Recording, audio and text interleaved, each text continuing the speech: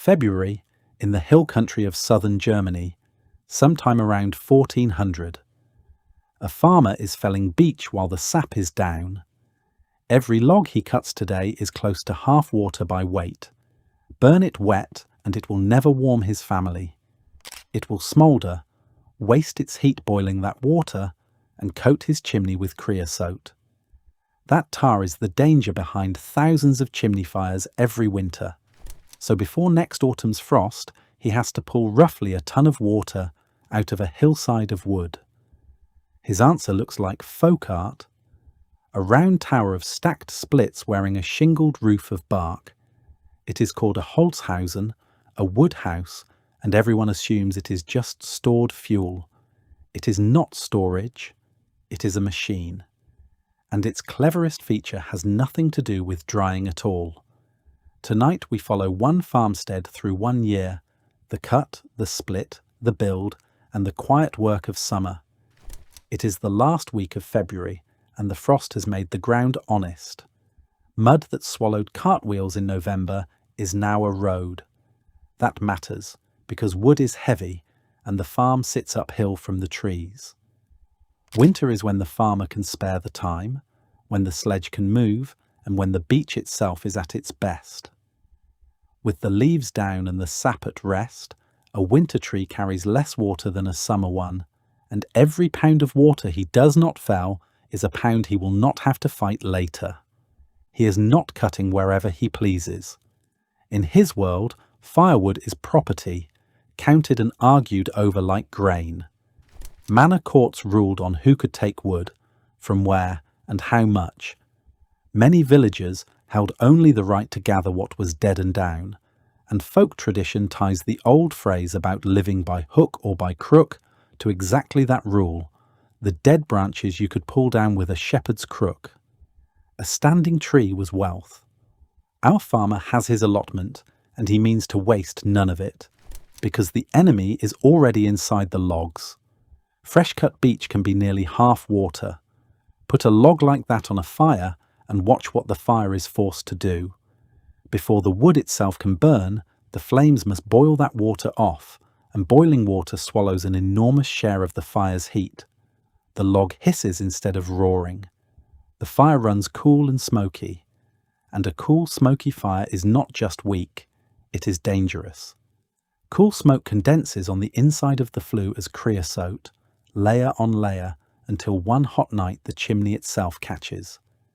In a house with a thatched roof, that is the end of the house. So drying is the real harvest.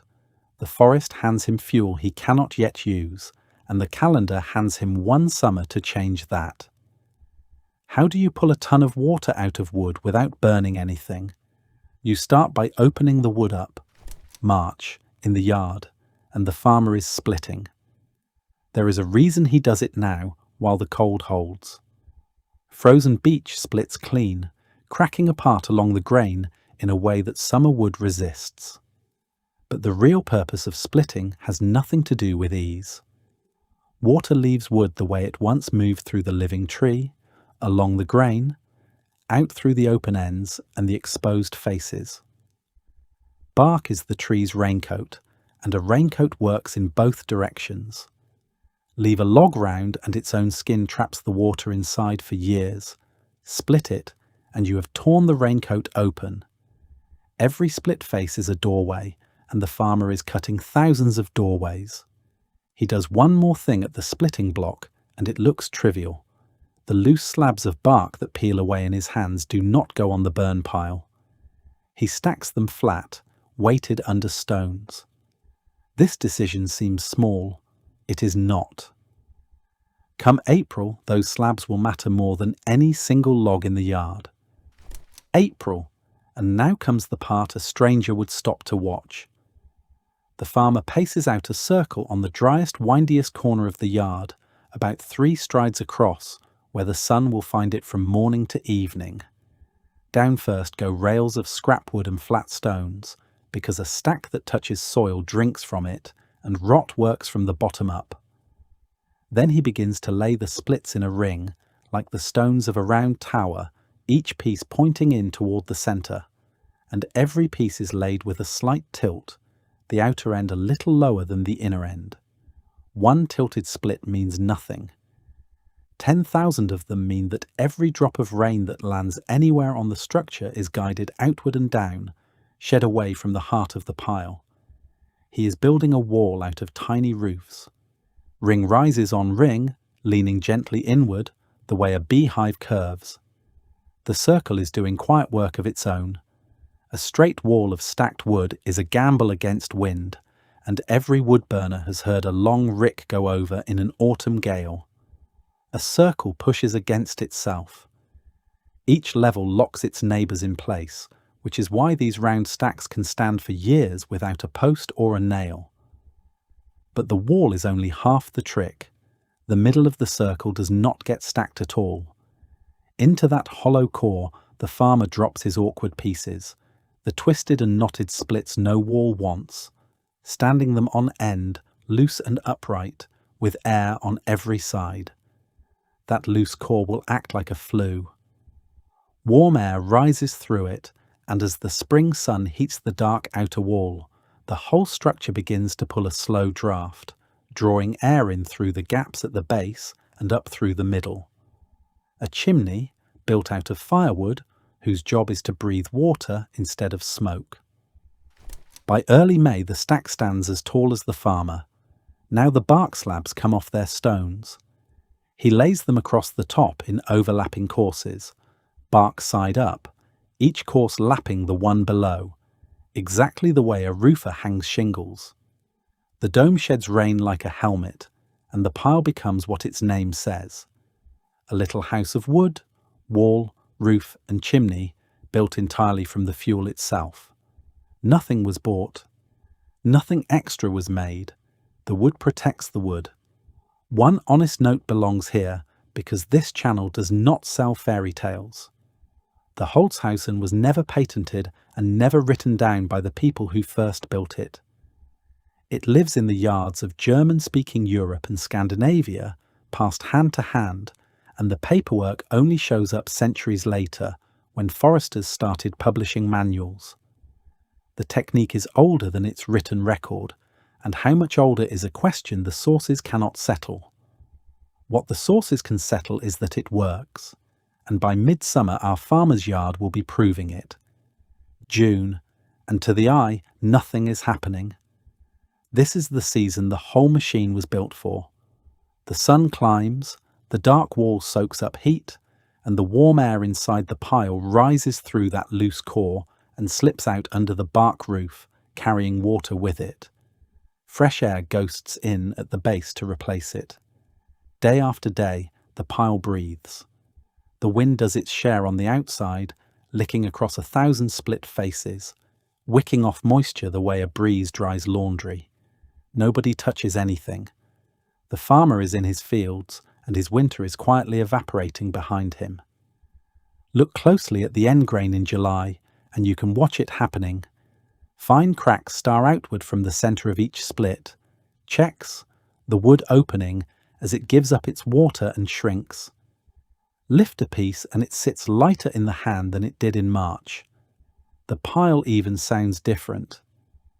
Knock 2 March splits together and you get a dull thud, like knocking on a wet fence post. Knock 2 July splits together and they ring. A hard, bright clack, almost musical. Medieval hands had no meters, but they had that sound, and it told them what any instrument would. The drying itself follows rules the farmer knows by feel. Water does not leave a split evenly. The surface dries first, then the dry shell pulls at the wet heart behind it, and the whole piece drains toward its open faces week after week. Push that process too fast, in a kiln or an oven, and wood warps and tears itself apart. Let the sun and the wind do it at their own pace, and the splits settle down calm and straight. There is also a flaw under the whole business. Wood in open air never becomes truly dry. It walks down toward a balance point with the weather around it, somewhere near 1 part water in 5 or 6, and there it stops, ready. The pile does not need to beat that number. It only needs to reach it before the frost does. All summer the race runs silently, sun against calendar, and the farmer's only job is to leave the machine alone. Now here is the number that makes the entire year make sense. Weigh a stack of fresh hardwood, then weigh the same stack once it is ready to burn, and the difference can run past £1,000 for every cord. That is not a typo, by the way. That difference is water. A family's winter took several cords, which means this one quiet structure had to exhale something like a ton of water, and in a wet year, closer to 2, between the spring build and the autumn frost. The Holzhausen is a still, running in reverse. It takes in sun and wind, and it breathes out a pond. Foresters, it should be said, still argue about the chimney. Set a Holzhausen beside a single sunny row of the same wood, and some trials find the row dries just as fast. What nobody argues about is everything else. The round stack packs a winter of fuel into 3 strides of ground. It stands in gales that flatten a long rick. It sheds storms off its bark roof and guards itself all summer with no cover, no shed, and no attention. And it is quietly doing one more job for the farmer, the one we promised at the start, the one that is not about drying. That reveal comes when he opens it. Because here is what the summer really bought. Wood below roughly 1/5 water burns hot, clean and bright. That is the modern standard, printed by stove makers and regulators alike, and a well-run Holzhausen walks wood down into that band in a single good summer. The farmer's ringing splits and a modern moisture meter would agree with each other. If watching this makes you want to try the old skills with your own hands, you are not the first, and that instinct is exactly where the hands-on side of this channel lives. If you would rather make history than just watch it, that is the whole idea behind the Medieval Way store, and it starts with the Medieval Bakery collection. The Practical Recipes book walks you through real medieval dishes. The Sourdough Manual is for building and keeping a living leaven the old way, and the Sourcing Guide shows you where to find true heritage grain. The bread is where this kitchen begins. September, and the nights arrive earlier. The farmer walks out on a cold morning, breath showing, and starts the harvest he actually planned in February. The bark roof comes off first, slab by slab, stacked again for next year. Then the walls come down in courses, and every piece that leaves the pile gets the test, the knock, the glance at the checks, the weight in the hand. The ringing splits go by barrow to the woodshed and to the stack under the eaves by the door, close to the fire that will eat them. Anything that thuds goes back into the base of next spring's build. There is bookkeeping to do as the pile comes down, because firewood was counted the way flour and coin were counted. Wood was sold and owed by the stack, and stacks were sized with a length of rope pulled around them, which is the measure English speakers still call a cord. Rents were paid in cordwood, wages were topped up with it. A widow's allowance from the manor might be written down in loads of fuel, in the same ledgers as grain, because the two answered the same question. Grain fed the family. Wood cooked the grain and kept the family alive to eat it. And the appetite of a medieval hearth was enormous. This was an open fire burning at the centre of the house, morning to night, most days of the year. It cooked every meal, heated every wash, dried wet wool, and in the cold months it was the only wall between the household and the weather. Reckonings for such households run to several cords a winter, a mass of wood that dwarfs the tidy little racks beside a modern stove. Multiply that by every roof in the village, and the scale of the operation snaps into focus. The valley's entire winter warmth was standing out in its yards all summer, in round towers, quietly losing weight. And on the first real night of frost, the payoff. The fire takes with a snap, burns bright and steady, and the flames stand tall instead of crawling. No hiss, no sizzle of water being tortured out of the grain. The heat that used to boil water now pours into the room, and the smoke that climbs the flue is thin and hot, leaving almost nothing of itself behind. This is what the whole year was for. The family does not sit by a fire. They sit inside a completed piece of engineering, 12 months long. Outside, the new pile is already standing in the yard, roofed and breathing, a year ahead of the cold to come. They are warm tonight because of decisions made before last spring's ploughing, and they will be warm next year because of decisions made this week. Their neighbour, the story insists, cut his wood in June and burned it in December. His logs hiss all winter. His room never quite warms because half his fuel's work goes into steam.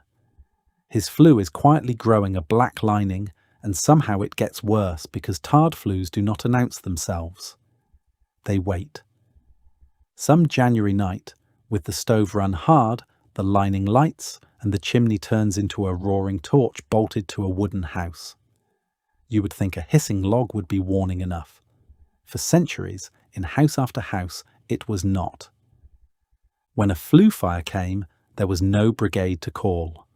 The household fought it with salt thrown on the hearth, wet cloths, buckets, and neighbours, and everyone in the lane understood that one man's lazy woodpile could take 10 roofs with it. Medieval towns feared open flames so deeply that an evening bell ordered every hearth in town covered for the night. That bell was the couvre-feu, cover the fire, and it survives in English as the word curfew. Fire discipline was rung out loud over the rooftops every single evening, which brings us to the promise from the top of this video, the cleverest thing the Holzhausen does, and it is not evaporation. Look at what the shape does to the household. The pile is built once, in spring, and sealed under its own roof. You cannot casually pull from it in July, the way you can rob an open rick a stick at a time. It stands apart from the woodshed, visibly this year's wood, not to be touched until it has ripened. The careful farmstead ran on rotation, burning last winter's seasoned stack while the new one breathed in the yard, always a year ahead of the cold. Some yards ran 3 piles at once, one being burned, one ripening, one freshly built. A rotation any modern forester would recognise as stock management. The system had no name and needed none. You could read a family's judgment from the road, in the roundness of their stacks and the colour of their chimney smoke. The round tower made that discipline physical. It is a calendar built out of firewood, and a calendar you cannot cheat. The machine's real product was never just dry wood. It was the patience that dries it. And that machine still runs. If you burn wood, you can build one this weekend with nothing but your own logs. Ground rails first, so nothing touches soil. A 3-stride circle. Every split tilted slightly out and down. The ugly pieces stood loose in the core. Bark or offcuts shingled over the top, and then you walk away and let the sun run the machine. A cheap moisture meter will tell you when it is done, but so will your ears. Knock 2 splits together in October and listen for that hard, bright clack. When the pile rings back at you, the machine has finished its work, and your winter is ready. Wait for the wood to ring. 7 centuries later, there is no patent, no brand, and no upgrade. Just a circle of wood in a yard, quietly getting lighter. We dig up the skills that kept households alive. Subscribe for more. What surprised you most? The ton of water, the bark roof, or the wooden calendar? Stay curious.